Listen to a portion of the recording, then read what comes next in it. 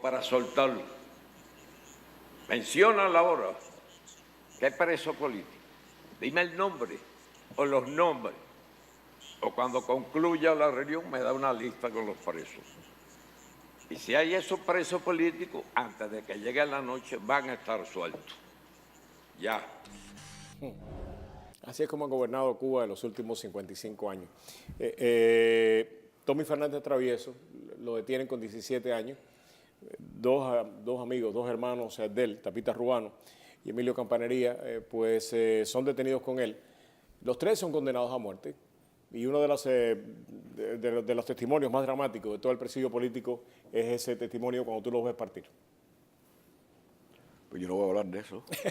No puedo hablar de eso. Tú lo lees o tú lo sabes mejor que yo porque hemos hablado mucho.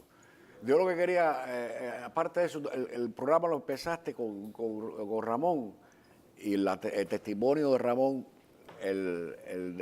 estamos satisfechos del deber cumplido. Y eso es una cosa, me dijo en Isla de Pinos, en tiempos de Camilo, dándonos golpes, hambre, de todo. Hugo Martínez Piloto, no sé si todos se acuerdan de él. Me dice, Tommy, lo único que nos queda es la satisfacción del deber cumplido, lo que tú dijiste. ¿Ustedes pensaron que 55 años después todavía esto iba a estar andando, de que el castrismo todavía va a estar aquí? Empiezo contigo. Estando preso, sí. Tú no piensas. ¿Tú no piensas? Tú vives al día, un día al día. ¿Tienes algún viso de esperanza? No, a lo mejor nos sacan la libertad, nada. Ellos ofrecieron varias posibilidades y nadie las cogió, o sea, no, pero ahí no se piensa. Ahí es al día o se sobrevive. O te fugas a través de los libros o a través de las conversaciones. Había un grupo magnífico, presidido de intelectuales, sabios, profesionales, y era Tal parece una de las cosas, yo quise traerlo a ustedes hoy aquí, además de la satisfacción personal, que es mía, independientemente de cualquier otra cosa. Es porque una de las cosas que ha sucedido en el exilio es que básicamente es como si no hubiera habido presidio político. Es que como si esta lucha hubiera empezado hace un ratito nada más. Y como si en Cuba, en 1959, todo el mundo hubiera dicho que sí, Ramón. Es conmigo la pregunta. Sí. ¿Es posible que una gran parte del pueblo de Cuba, entusiasmado, ilusionado con aquel personaje, se hayan creído que todos estaban con Fidel Castro, lo cual no es cierto? Yo no estaba, y tú me preguntaste hace un rato, yo no estaba con Fidel Castro, puesto que de mucho antes de la revolución, que además consideré que debía de participar en la política con el doctor Márquez de Sterling. Y después, en el mes de febrero de 1959, en el restaurante Miami, tuve la primera conspiración con Orlando Castro, Raúl Martínez Arará y este muchacho Bustillo. Eran gente que habían participado en el ataque al cuartel de Bayamo, ¿verdad?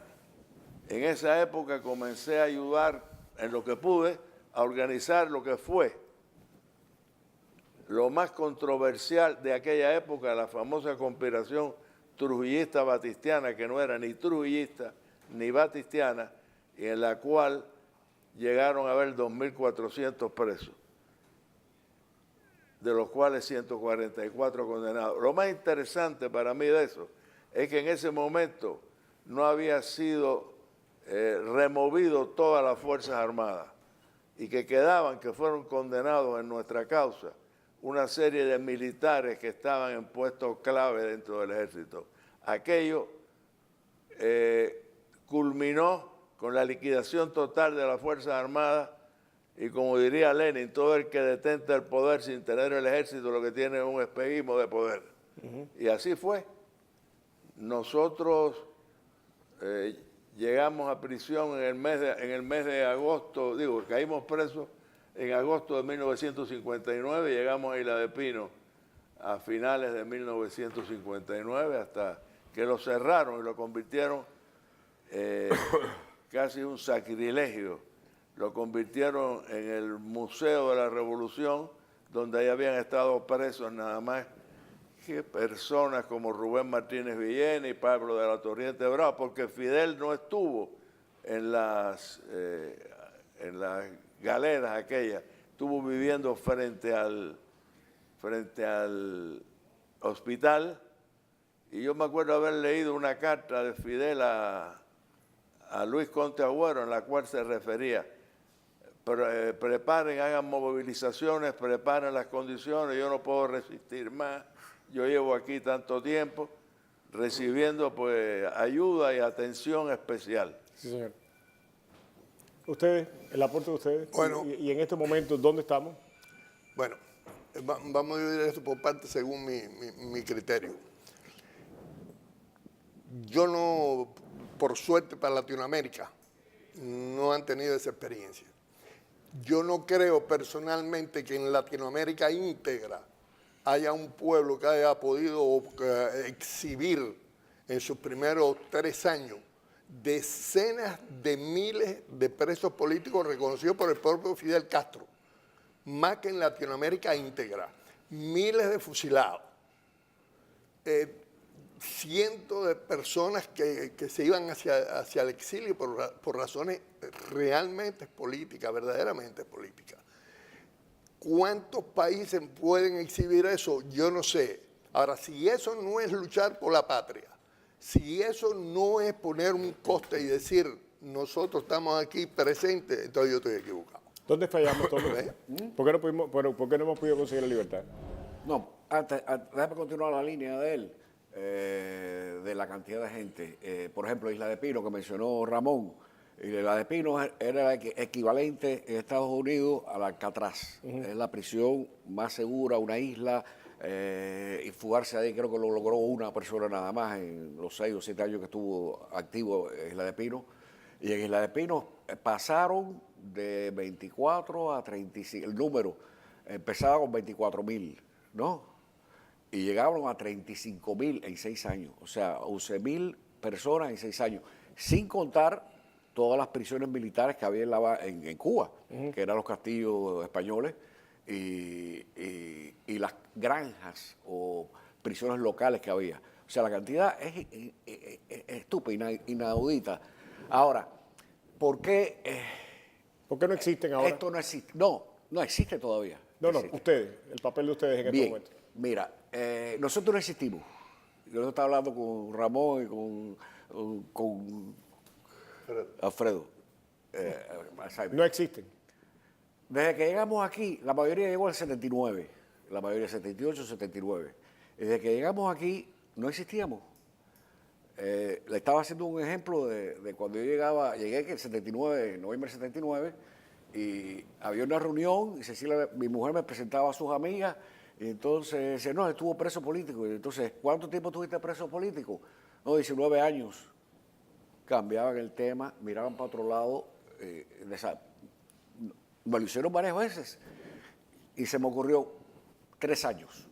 ¿Cuánto tiempo estuviste preso? 3 años. Entonces, qué horror, pero 3 años, ¿cómo se puede estar 3 años preso y con tu edad?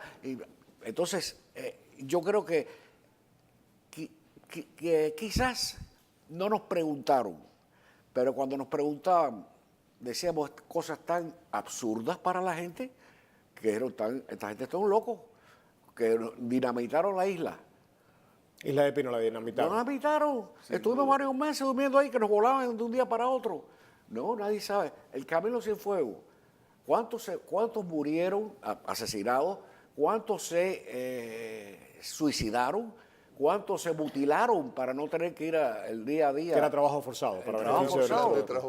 El trabajo forzado. Entonces, tú no oyes nada de eso. Hay una anécdota que quiero contar, aunque parezca un poco grosera, pero me parece que ejemplifica lo que ustedes pasaron.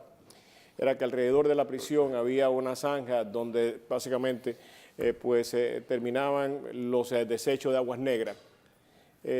Y los guardias, para tratar de quebrar a los presos políticos, lo hacían meterse en aquel canal de aguas negras y limpiarlo. Eso se llegó a llamar la mojonera.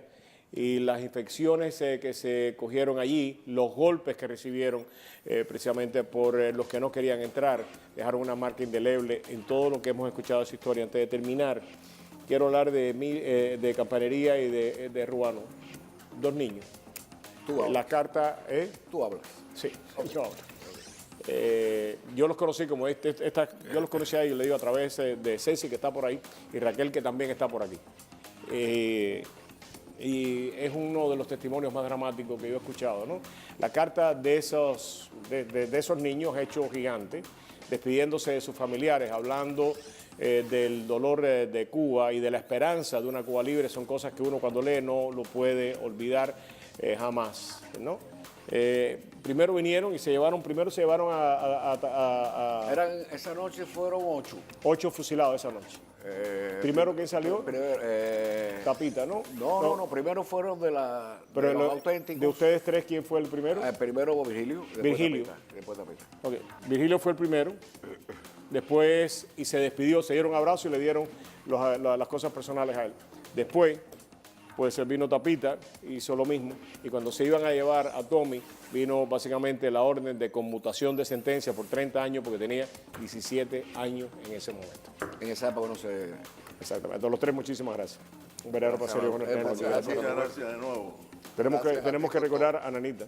Hay que recordar a Nenita, que Nena. está mirando. Nena estuvo fuera de esa vida mía y aparte de eso es mi vida, ¿no? Eso Exactamente. está claro. Para ella un abrazo y un beso. Regresamos con más aquí en Prohibido Callarse y esto lo vamos a hacer más a menudo. Regresamos.